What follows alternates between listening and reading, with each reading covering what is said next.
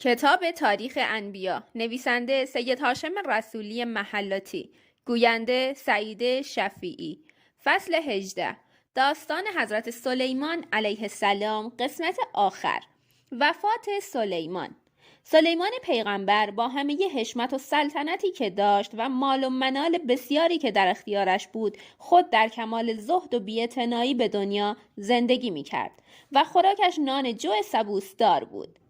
دیلمی در ارشاد القلوب گوید سلیمان با همه سلطنتی که داشت جامه مویی می پوشید و چون تاریکی شب او را فرا می گرفت دستهای خود را به گردن می بست و تا به صبح گریان به عبادت حق می ایستاد و خوراکش از زنبیل بافی اداره می شد که به دست خود می بافت و از دست باف خود روزی می خورد و اینکه از خدا آن سلطنت عظیم را درخواست کرد برای آن بود که پادشاهان کفر را مقهور خیش سازد و ظاهر آن است که آنچه دیلمی در این باره ذکر کرده مضمون حدیث یا احادیثی باشد که بدان تصریح نکرده است. شیخ طبرسی رحمت الله در مجمع البیان نقل کرده که سلیمان علیه السلام گاهی 1 سال و 2 سال، 2 سال و 1 ماه و 2 ماه و بیشتر و کمتر در مسجد بیت المقدس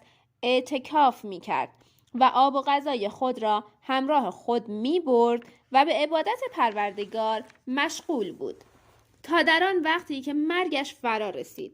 روزی گیاهی را دید که سبز شده و از وی نامش را پرسید و او گفت نام من خرنوب است. سلیمان دانست که به زودی خواهد مرد. از این رو به خدا عرض کرد پروردگارا مرگ مرا از جنیان پنهان دار تا انسانیان بدانند که جنیان عالم به غیب نیستند. و از بنای ساختمان او 1 سال مانده بود و به خاندان خود نیز سپرد که جنیان را از مرگ من آگاه نکنید تا از بنای ساختمان فراغت یابند.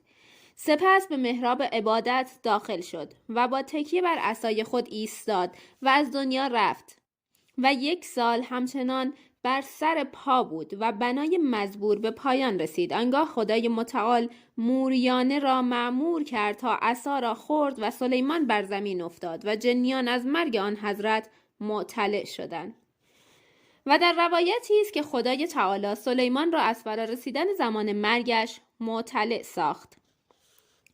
پس آن حضرت غسل و حنوط کرد و کفن پوشید. از امام صادق علیه السلام روایت شده که در این مدت که سلیمان علیه السلام بر سر پا ایستاده بود آصف ابن برخیا کارها را اداره می کرد تا وقتی که موریانه عصا را خورد. در حدیثی که صدوق رحمت الله در عیون الاخبار و علل الشرایع از امام صادق علیه السلام روایت کرده و همین داستان با اختلاف و شرح بیشتری نقل شده و در آن حدیث ذکری از مدت 1 سال نشده و امام علیه السلام مدت مزبور را به اجمال بیان فرموده است. ترجمه حدیث این گونه است که امام هشتم از پدرش از حضرت صادق علیه السلام روایت کرده که روزی سلیمان ابن داوود به اصحاب خود فرمود خدای تعالی چنین سلطنتی که شایسته دیگری نبود به من عنایت کرد. باد و انس و جن و پرندگان و هوش را مسخر من ساخت و منطق تیر را به من آموخت و از همه چیز به من داده و با همه این احوال خوشی 1 روز تا شب برای من کامل نشده و من میل دارم فردا به قصر خود درآیم و به بالای آن بروم و بر آنچه تحت فرمان روایی من هست بنگرم. کسی را اجازه ندهید بر من وارد شود تا 1 روز را به آسایش بگذرانم. اصحاب پذیرفتند و فردای آن روز سلیمان عصای خود را به دست گرفت، وارد قصر شده به بلندترین نقطه قصر رفت و همچنان تکیه بر عصا زده و با خوشحالی به اطراف قصر مینگریست و از آنچه خدا بدو عطا کرده بود مسرور بود که ناگاه جوانی زیبا صورت و خوش لباس را دید که از گوشه قصر پدیدار شد. سلیمان که او را دید متوجه وی شد و گفت چه کسی تو را وارد این قصر کرده است و به اجازه چه کسی داخل شدی؟ جوان پاسخ داد پروردگار قصر مرا داخل آن کرده و به اجازه او وارد شدم. سلیمان گفت البته پروردگار آن سزاوارتر از من بوده. اکنون بگو که کیستی؟ جوان گفت من فرشته مرگ و ملک الموت هستم. سلیمان پرسید برای چه آمده ای؟ جوان گفت آمدم تا جانت را بگیرم و قبض روحت کنم. سلیمان گفت مأموریت خود را انجام ده که این روز خوشی و سرور من بود و خدا نخواست که من جز به وسیله دیدار و لقاء او خوشی و سروری داشته باشم. فرشته مرگ جان سلیمان را همچنان که به عصا تکیه داده بود بگرفت و تا وقتی که خدا می‌خواست با اینکه مرده بود همچنان سر پا ایستاده و بر عصا تکیه زده بود و مردم او را می‌نگریستند و خیال می‌کردند زنده است. همان وضع سبب شد که مردم درباره آن حضرت سخنانی بگویند. جمعی گفتند او که در این مدت بسیار سر پا ایستاده و احساس خستگی نمی کند و نمی خوابد و احتیاج به آب و غذا ندارد پروردگار ماست که شایسته پرستش است. دسته ای گفتند او ساحر است و ما را جادو کرده است، ولی مردمان مؤمن گفتند سلیمان بنده خدا و پیغمبر اوست که خدا هرچه می‌خواهد درباره‌اش انجام می‌دهد. و چون گفتگو و اختلاف در آنها پدید آمد، خداوند موریانه را فرستاد تا درون عصای او را بخورد و بدین ترتیب عصای مزبور بشکست و سلیمان از بالای قصر بر زمین افتاد. مدت عمر سلیمان را عموماً 55 سال نوشتند و برخی هم مانند یعقوبی 52 سال ذکر کردند. قبر آن حضرت نزد قبر پدرش داوود در بیت المقدس است. قوم سبا. چون در داستان سلیمان و بلقیس نام قوم سبا برده شد و خدای تعالی نیز داستان آنها را در قرآن کریم نقل فرموده و سوره‌ای بدین نام نازل گردیده، در اینجا اجمال سرگذشت مردم سبا را ذیلاً از نظر شما می‌گذرانیم. اما آنچه قرآن کریم درباره آنها فرموده چنین است: مردم سبا را در جایگاهشان برهانی بود. 2 باغستان از راست و چپ بدانها گفته شد بخورید از روزی پروردگارتان و سپاسگزاری و شکر وی را به جا آرید که شهر پاکیزه و پروردگاری آمرزنده دارید. ولی آنها از اطاعت حق و سپاسگزاری او روی گرداندند و ما نیز سیلی سخت بر آنها فرستادیم و 2 باغستان پرنعمت آنها به 2 باغستان تبدیل کردیم که بار درختانشان میوه تلخ و شور و گز و اندکی صدر بود. و این کیفر ما بدان جهت بود که کفران نعمت کردند. و آیا ما جز کفران پیشه را کیفر کنیم؟ و اما وضع جغرافیایی سبا و اجمال داستان مردم آن. کشور یمن در جنوب غربی شبه جزیره عربستان واقع است و از زمانهای قدیم بین کشورهای بزرگ آن زمان بر سر تصرف آن ناحیه جنگ و اختلاف بوده است که یک بار هم در زمان ساسانیان به دست ایرانیان افتاد و گاهی هم دولت‌های خودمختاری در آنجا تشکیل می‌شد.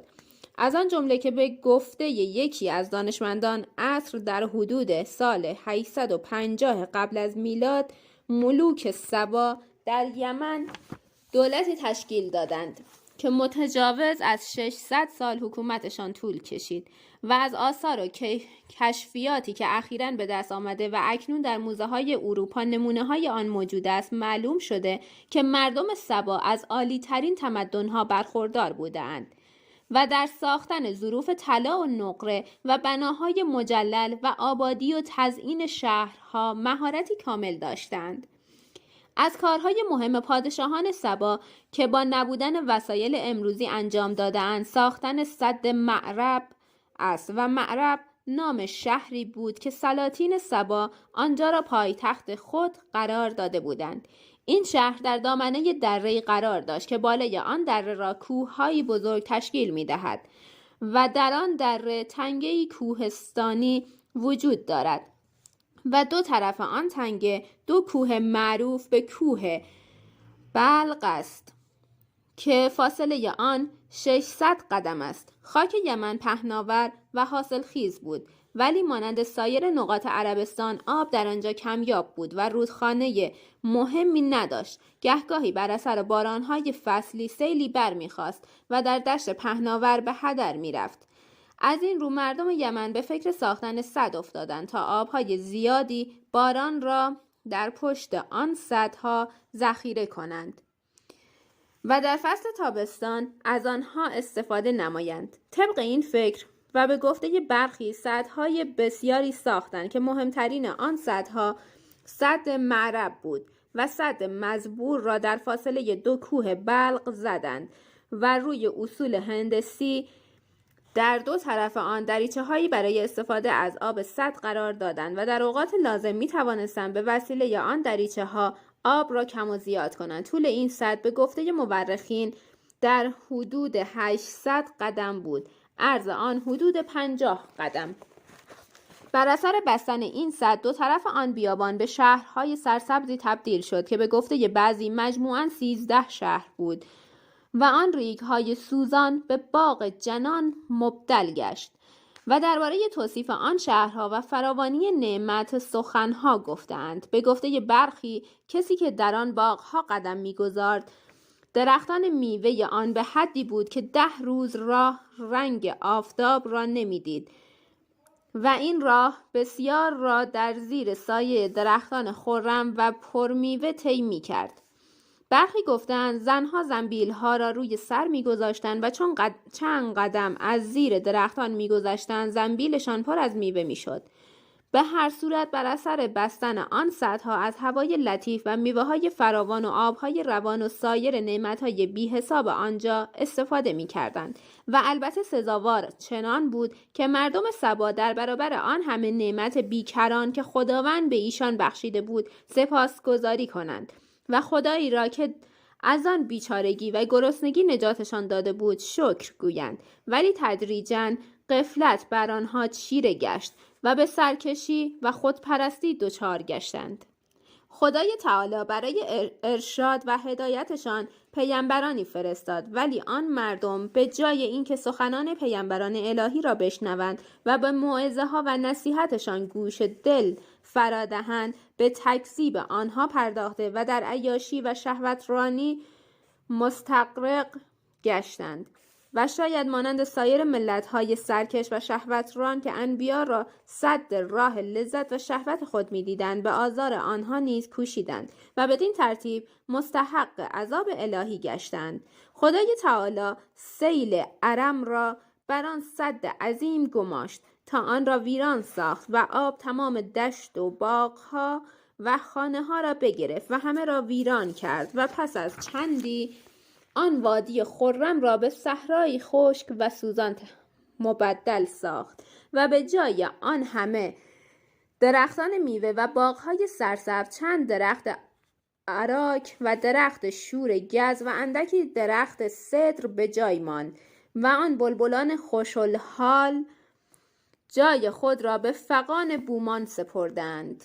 پایان فصل 18. لطفاً منتظر ادامه کتاب تاریخ انبیا باشید. اگه دوست داشتید لایک کنید و کانال منو سابسکرایب کنید. لطفاً زنگوله رو بزنید تا ادامه کتاب تاریخ انبیا رو بشنوید. منتظر نظراتتون هستم.